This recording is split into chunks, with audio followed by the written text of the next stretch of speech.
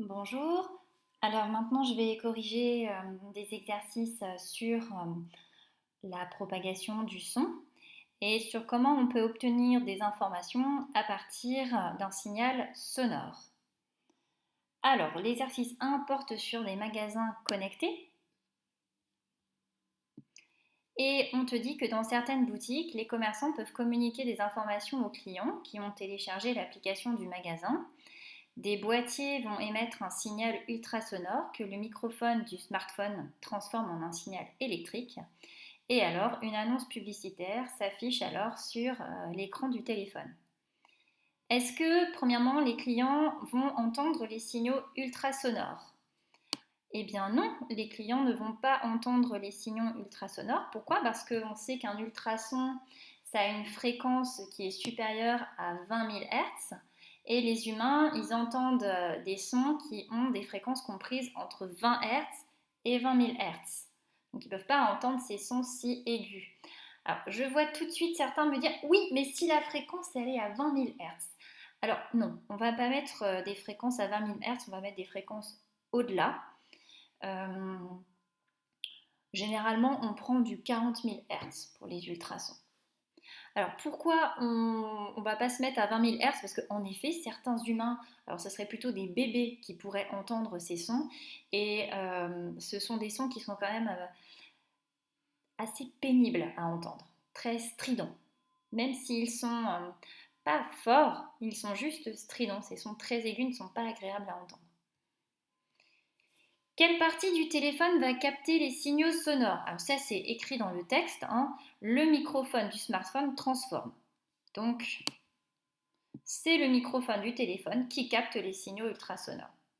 Et après, il va y avoir un traitement du signal pour justement qu'une information puisse arriver sur ton téléphone portable.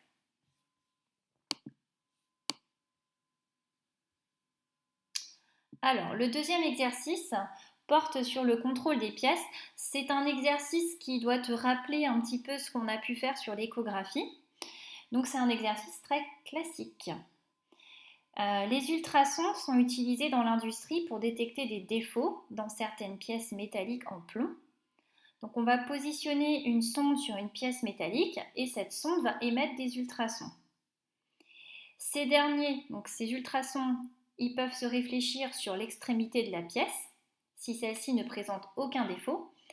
Mais par contre, s'il y a une fissure dans la pièce, eh bien, ils vont se réfléchir sur la fissure. Et donc, lors du contrôle de la qualité d'une plaque de plomb de 20 mm d'épaisseur, le signal est reçu par la sonde ultrasonore 11 microsecondes après avoir été émis. Et le but de l'exercice, c'est de savoir si la plaque a une fissure ou non. Alors, on te demande de rappeler la relation qui lie la vitesse, la distance et le temps de propagation d'un signal. Bon, alors cette relation, j'espère que tu la connais, que la vitesse, eh bien, c'est égal à la distance parcourue par un signal sur le temps mis par le signal pour parcourir cette distance.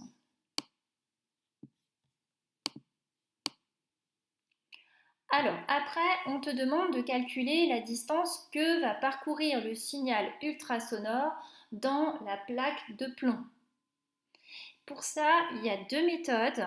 Euh, Au final, c'est le même calcul, mais il y en a une qui est basée sur un raisonnement, voilà, où on écrit, on raisonne. L'autre est plus basée sur un raisonnement mais mathématique. Hein, donc là, on va manipuler des lettres. Alors c'est pour ça que je vais résoudre cette question en utilisant les deux méthodes. Tu peux prendre la méthode que tu veux. Elles sont équivalentes. Alors, la première méthode, qu'est-ce qu'on sait? On sait, et ça nous est donné dans l'énoncé, que les ultrasons ont une vitesse de propagation dans le plomb de 2160 mètres par seconde. Qu'est-ce que ça veut dire? Eh bien, ça veut dire qu'en une seconde, les ultrasons vont parcourir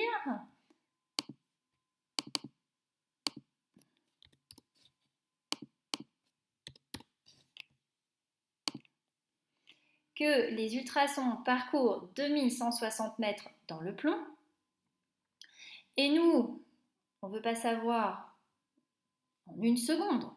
Nous, on veut savoir ce que ça va donner en microsecondes, c'est-à-dire en 11 microsecondes. Combien les ultrasons vont parcourir, quelle distance vont parcourir les ultrasons en 11 microsecondes. Alors, pour cela, donc pour vraiment t'expliquer ce que j'ai fait ici, j'ai fait un tableau de proportionnalité. Je sais qu'en une seconde, les ultrasons parcourent dans le plomb 2160 mètres. Et moi, ce qui m'intéresse, c'est pas en une seconde, c'est en 11 microsecondes. Alors, dans l'énoncé, on te dit que 1 microseconde, c'est 10 puissance moins 6 secondes. Donc, 11 microsecondes, c'est 11 fois 10 puissance moins 6.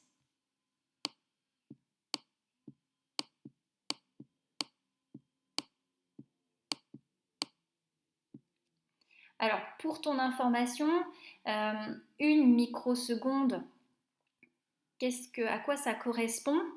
Eh bien, c'est en gros, tu prends une seconde, tu la divises par 1000 et tu prends une part. Là, tu obtiens une milliseconde. Cette milliseconde, tu la redivises par 1000 et tu prends une part. Eh bien, tu obtiens une microseconde. Donc, une microseconde, si tu veux, c'est un millième de milliseconde ou alors c'est un millionième de seconde. Et alors comment maintenant, une fois qu'on a fait ce tableau ici, comment est-ce qu'on fait pour trouver la dernière case? C'est-à-dire comment est-ce qu'on fait pour trouver la distance parcourue par les ultrasons en 11 microsecondes? Eh bien, on fait un produit en croix. Donc on fait 11 fois 10 puissance moins 6 fois 2160 divisé par 1. Donc ça fait bien 11 fois 10 puissance moins 6 fois 2160. Alors quand tu fais ce calcul, tu trouves 0,02376 mètres. Et je vais le mettre en millimètres. Pour ça, j'utilise un tableau de conversion. Quelle est l'unité? L'unité, c'est le mètre. La valeur, le chiffre des unités ici, c'est le 0. Donc 0 que je place dans la colonne de l'unité.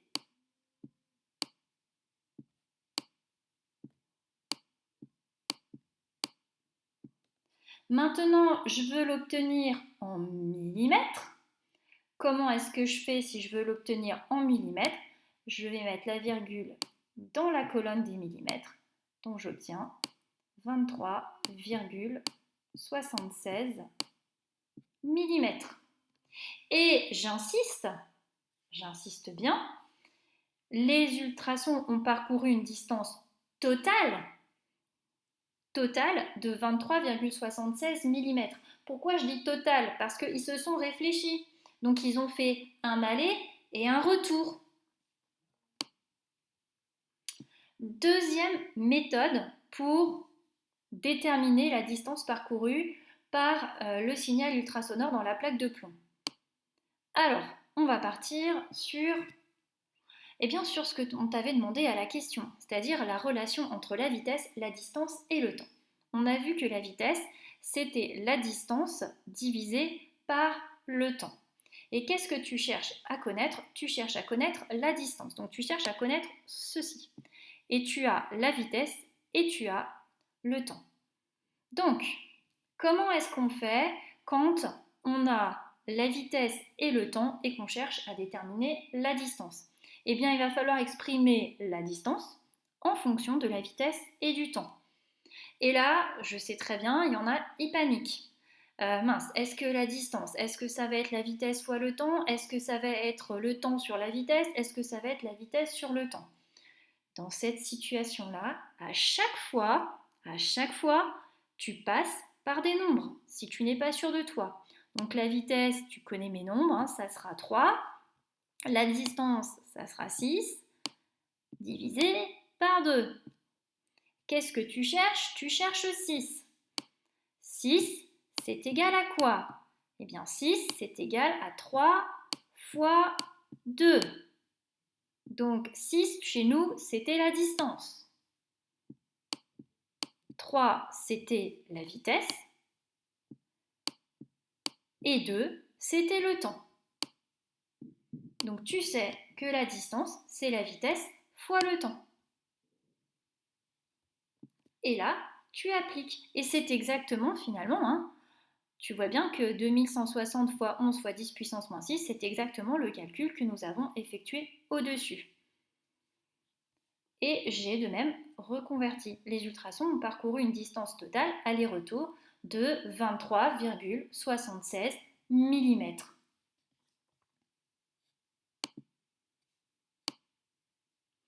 Alors maintenant, est-ce que la plaque métallique, est-ce qu'elle est fissurée? C'était l'objectif.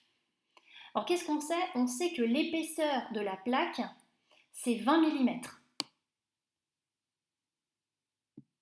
L'épaisseur totale de ta plaque, c'est 20 mm.